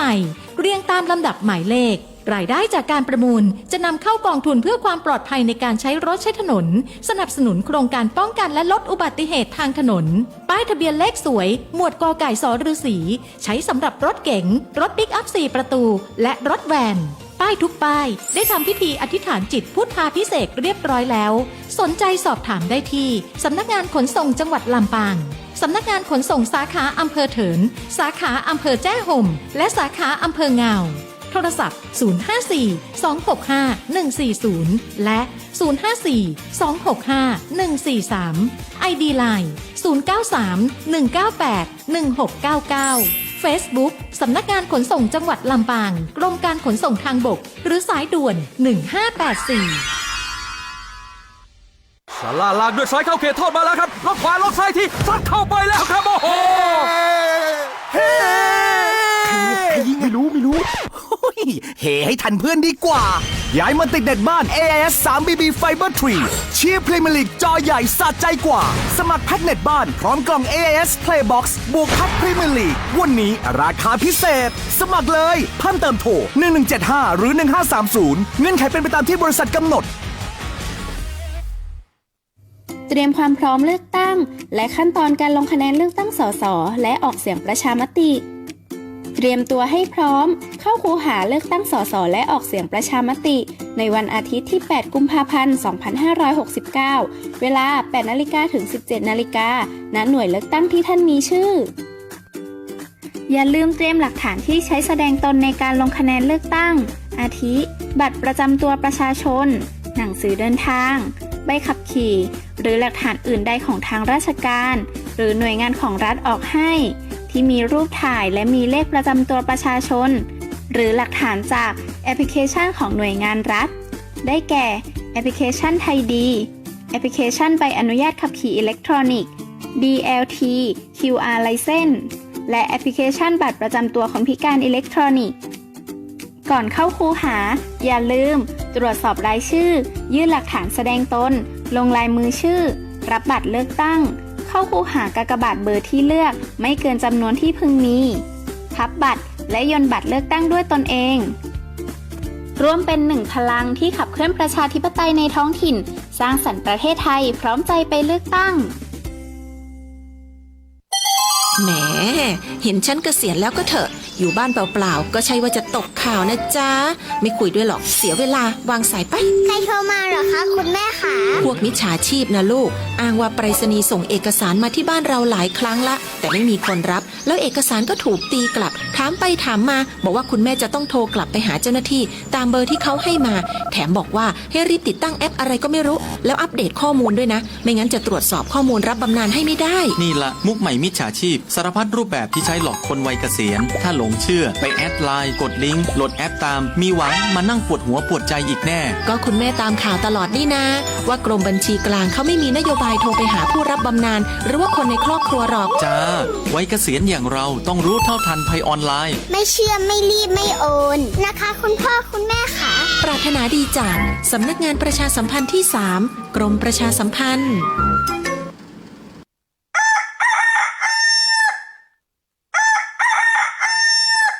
อรุณสวัสดิ์เจ้าอรุณสวัสดิ์ครับฟังข่าวบ้านเฮาเคล้าเสียงเพลงม่วนๆกับทีมงานสวทลำปาง FM 97 MHz อรุณสวัสดิ์ลำปางเนอะครับอรุณสวัสดิ์ลำปางเนอะเจ้าฟ้าสางที่เมืองเคลางนครขอพรพักใจไว้ที่ลำปางเพราะข้ายังบ่เสื่อมสิ้นมนต์ฮักจางรถมาลำปางคงผู้เวียงวิไล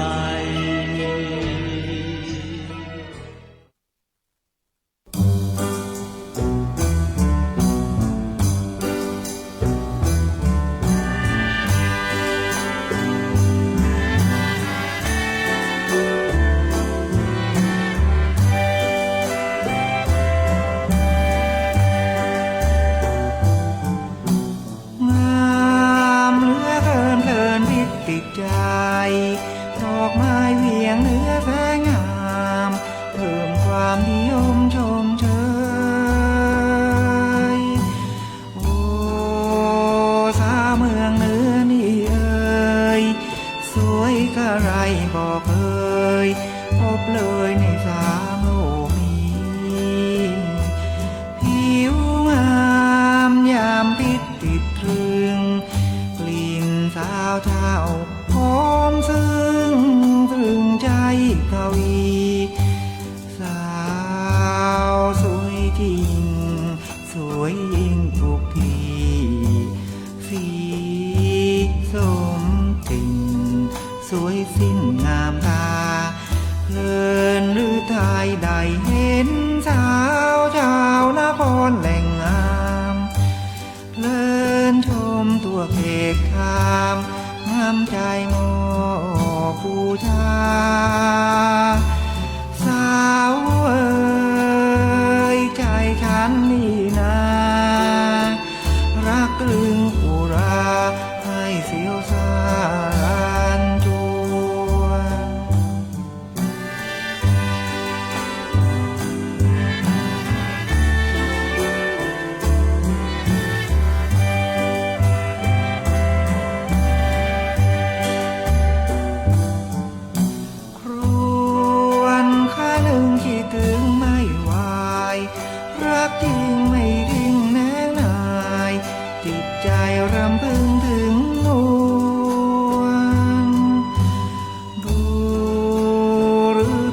ฉันไม่ควรรักจริงไม่จืนทวนหรือได้เฝ้าวนอะไรสัญญาต่อหน้าแผ่นดินหากห้วยแก้วสูญสิ้นฐา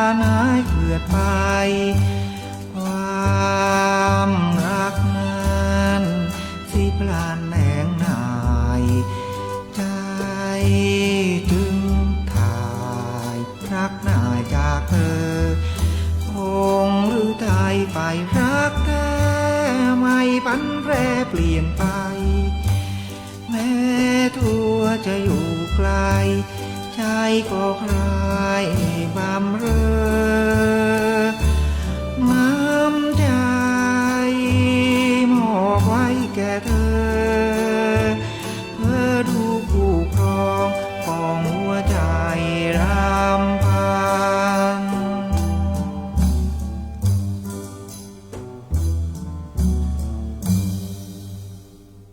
อรุณสวัสดิ์เจ้าอรุณสวัสดิ์ลำปางเจ้ามาพร้อมกับอากาศที่เย็นในวันนี้เจ้าวันนี้กี่องศาคะบ้านคุณผู้ฟัง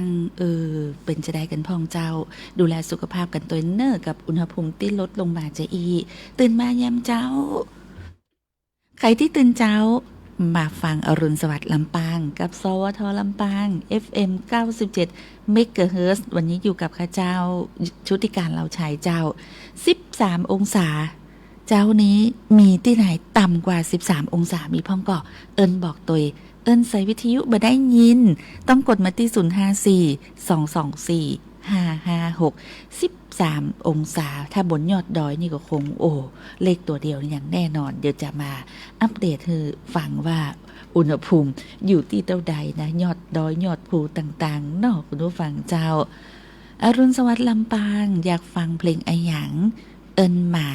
054 224 556เนอ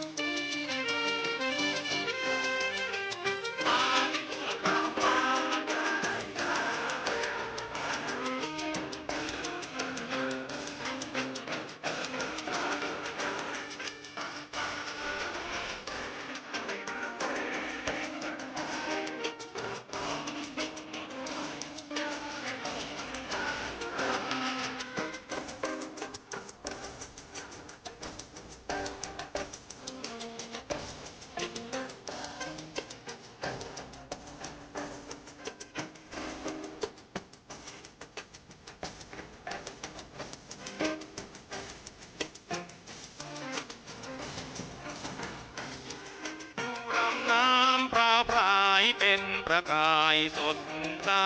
อันสาวโสภานั่งในนาวางามตากระไรใครย้อนสาวน้อยจะรอยจะเป็นบุญใจนางช่างงามมีใจ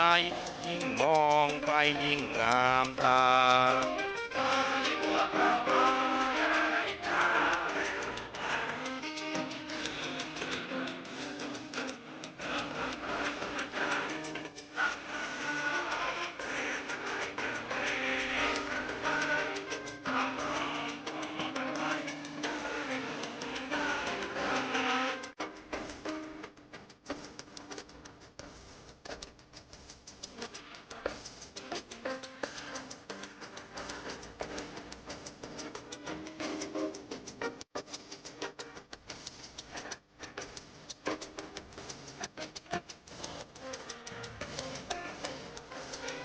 สายลมปลิวปลิวมาเห็นราณีกระไรแต่ตามที่ดึกหน้าตึงยิ่งเย็นช่วงไงดวงจันทร์นั้นงามแท้ก็ยังแค่ตายใจเรามารักกันไว้เถิดหวานใจของข้า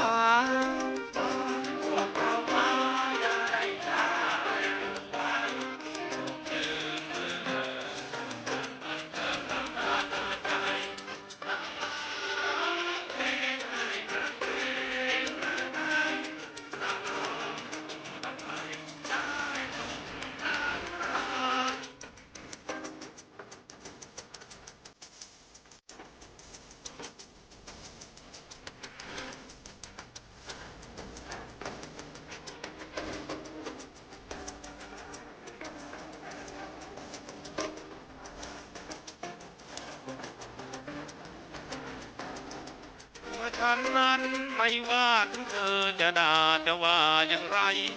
ตัวฉันรักเธอเฝ้าแต่ละเมอเพ้อหารำไปเดือนผู้ตะวันแล้วตัวฉันจะคู่กับใครฉันมองหาไปก็หวานใจคือเธอนี่เอง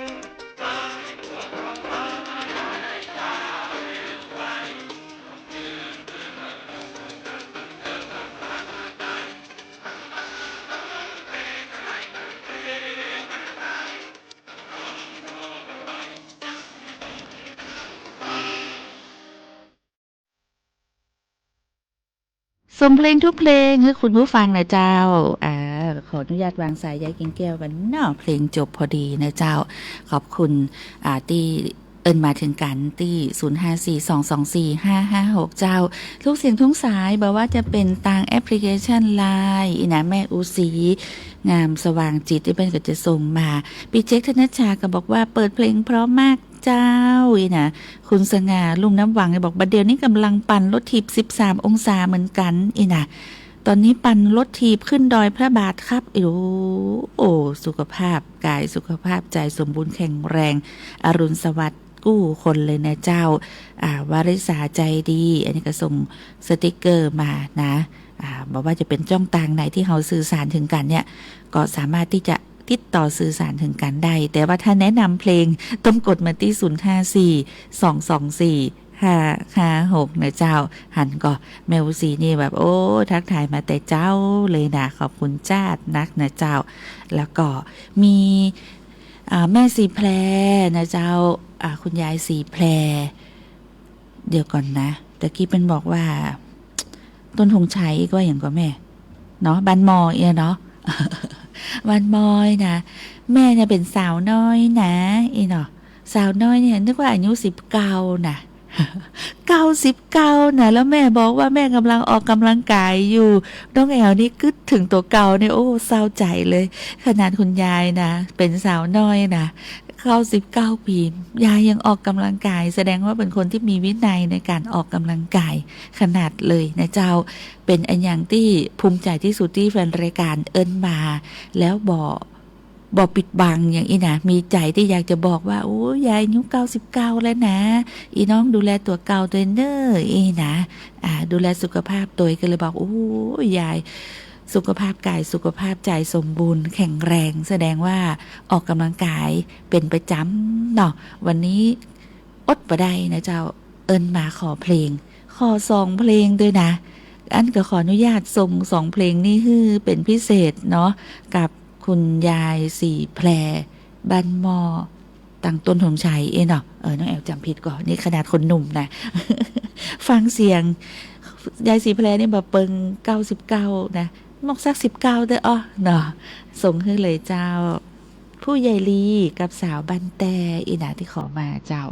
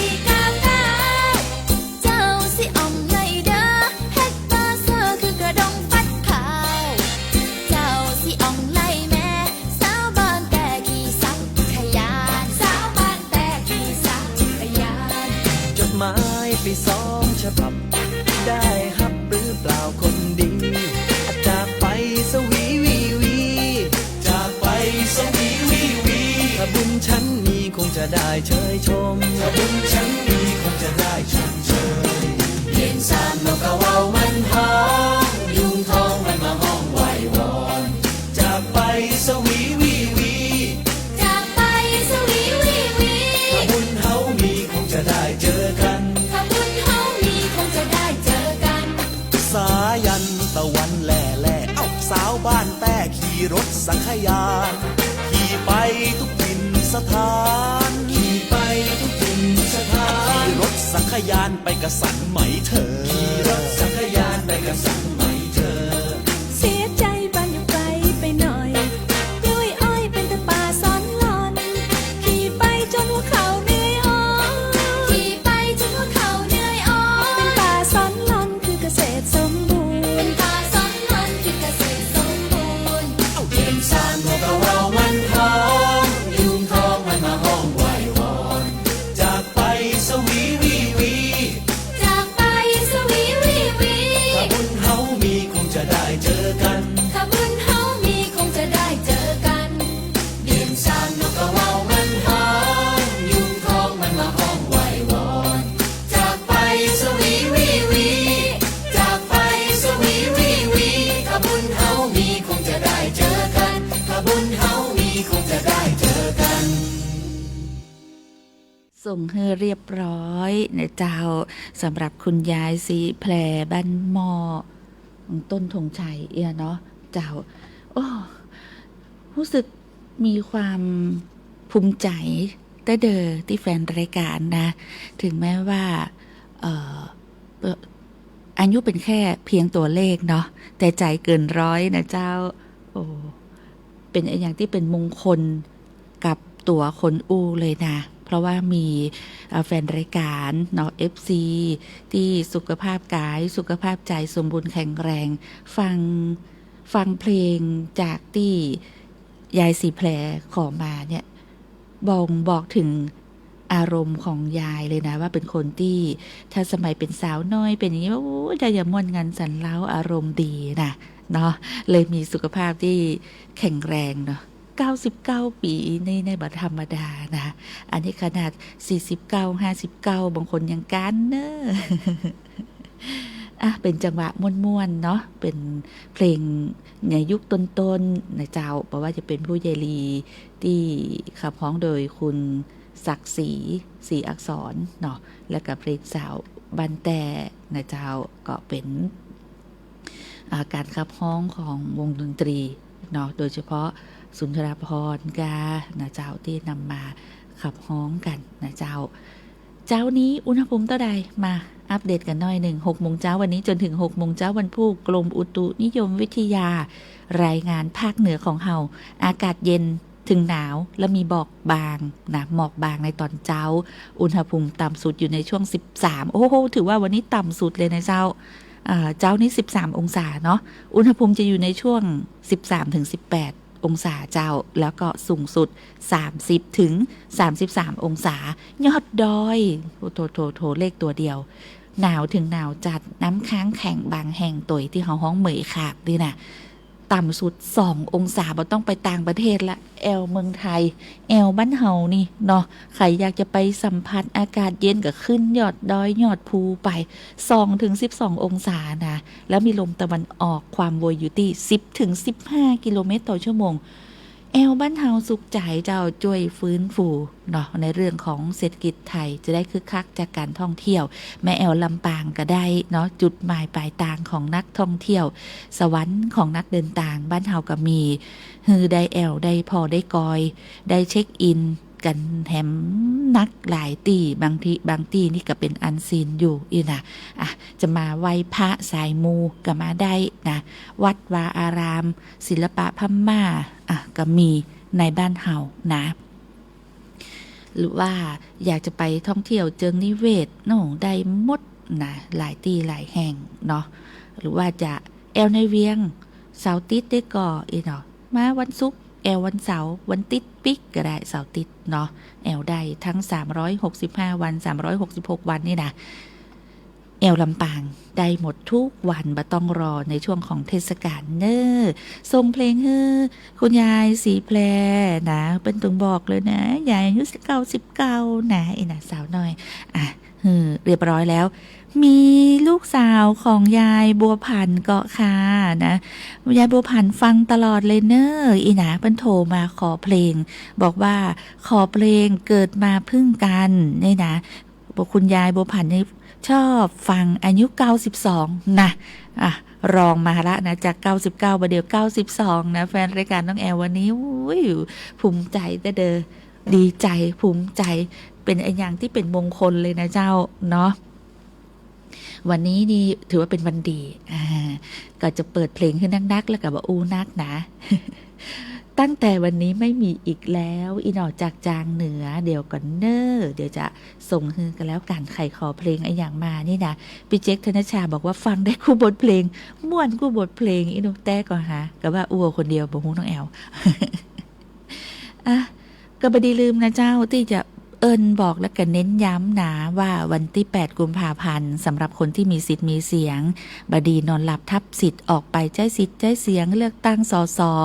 และออกเสียงประชามติในวันที่8กุมภาพันธ์8โมงเช้าถึง5โมงแลงเนอฮับบัตร3ใบนะกากบาทอย่างเดียวนะกากบาทได้อย่างเดียวจะทำเครื่องหมายอื่นน่ะบ่ได้ต้องกากบาทเป็นจะได้กับเครื่องหมายถ้าเกิดเปรียบเทียบง่ายๆคือหันชัดเจนก็คือเครื่องหมายคูณนั่นแหละเนาะที่กากบาทที่เขาฮ้องกันนะกากบาทบางคนจะไปเช็คถูกได้ก็บ่ได้นะเจ้าถือว่าเป็นบัตรเสียต้องกากบาทต่ออันแล้วก็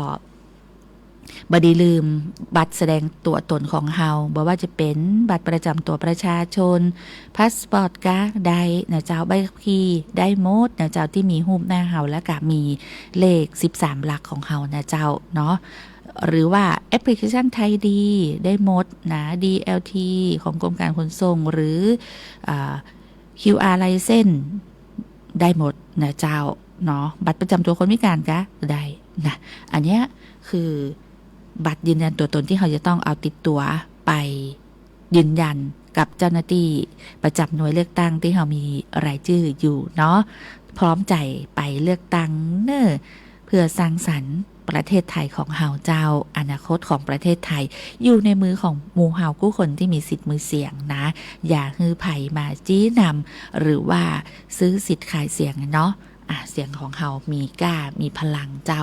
เลือกคนที่ฮักเลือกพรรคที่ใส่ใจเนาะเลือกพรรคที่ชอบที่ใส่ใจนะคุณผู้ฟังเจ้าเน้นย้ำเนาะส่งเพลงต่อไปฮือกับแฟนรายการที่แนะนำมารองอันดับ1นะรองอันดับ1เลขที่ออก92นะ92นี่คืออายุนะบ่ใช่ใบหวยนะอันดับ1 99เนาะอันดับ2 92นะสาวงามในวันนี้นะคุณผู้ฟังเจ้า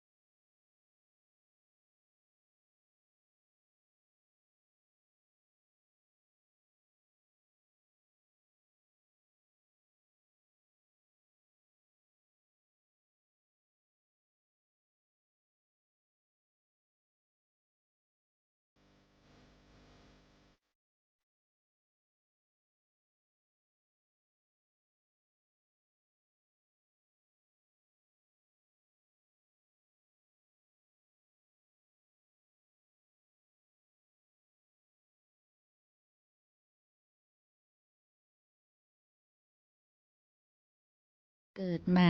เปิ้งกันอีหนอคนเมืองเป็นห้องจะอีสมเพื่อเรียบร้อยแล้วตามคำขอเนาะของลูกสาวยายบัวผันนะตะกี้ต้องขอแก้ข่าวใหม่นะบัดใจแม่สีแพรนะที่อายุ99แม่สีแพรนี่แม่อายุ66นะเอาบัดใจไปหวยนะแต่แม่ของแม่เนี่ยที่ว่าขอเพลงเนี่ยชื่อแม่เสาคำอายุ99กลายเป็นว่ายายเสาคำนะเจ้าแม่สีแพรโทรมาบอกแม่ของแม่อายุ99นะฟังอยู่โอ้คือแม่เปิดวิทยุคือฟังตั้งแต่ธรรมะยามเจ้าเลยนะเป็นชอบฟังตู้เจ้าที่อูกำเมืองอีนะแล้วก็เต้เนาะอ๋อ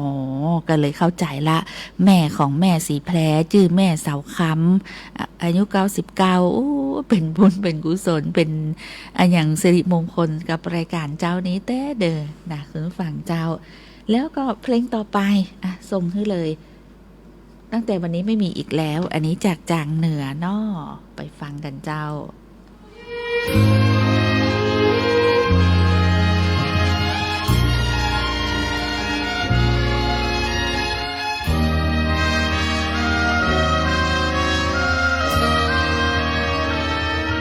ตั้งแต่วันนี้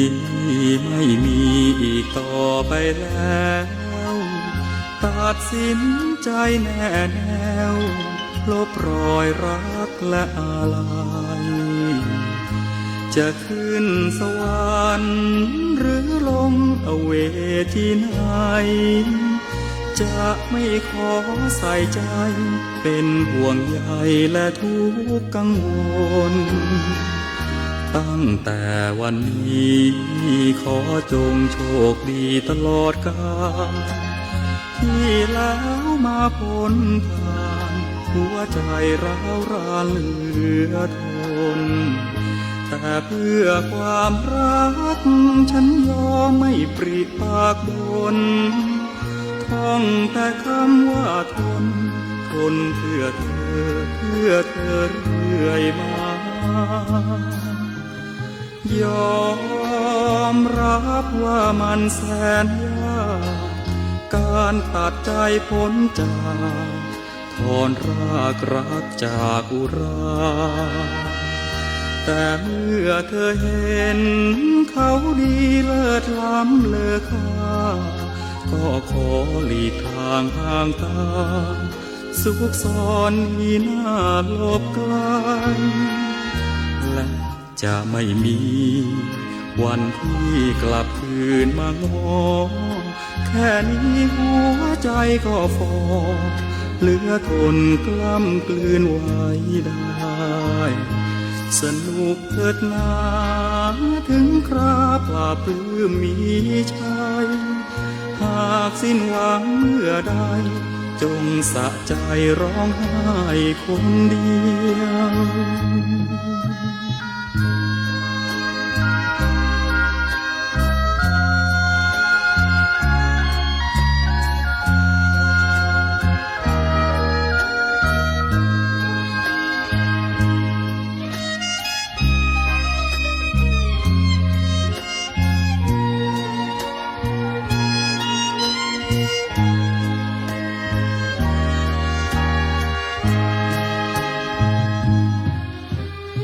ยอมรับว่ามันแสนยากการตัดใจพ้นจากถอนรากรักจากอุราแต่เมื่อเธอเห็นเขาดีเลิศล้ำเลอค่าก็ขอหลีกทางห่างตาสุขซ้อนมีหน้าหลบไกลและจะไม่มีวันที่กลับคืนมางอแค่นี้หัวใจก็ฟอเหลือทนกล้ำกลืนไว้ได้สนุกเถิดนาถึงคราปราบปลื้มมีชัยหากสิ้นหวังเมื่อใดจงสะใจร้องไห้คนเดียว